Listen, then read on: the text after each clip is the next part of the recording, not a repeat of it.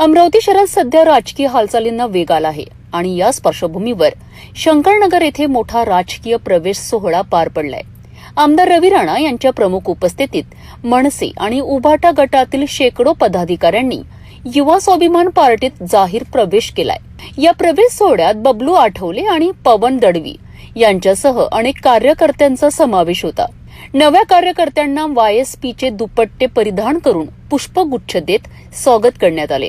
कार्यालय परिसरात एकच जल्लोष, उत्साह आणि घोषणांनी वातावरण भारावून गेले होते। यावेळी बोलताना आमदार रवी राणा म्हणाले की युवा स्वाभिमान पार्टीत ही सर्वसामान्य जनतेच्या प्रश्नांसाठी लढणारा पक्ष आहे। मोठ्या प्रमाणात कार्यकर्ते पक्षात येत असल्याने संघटन अधिक मजबूत होत आहे।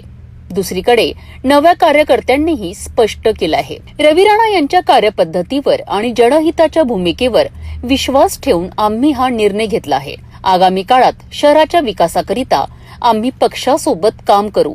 या भव्य प्रवेशामुळे अमरावतीतील राजकारणात नवीन समीकरणे तयार होण्याची शक्यता वर्तवली जात आहे आणि एक गोष्ट स्पष्ट आहे की युवा स्वाभिमान पार्टीचं बळ आता दिवसेंदिवस वाढत चाललं आहे। मनसे उभाटाचे कार्यकर्ते आणि थेट वायएसपी मध्ये एंट्री।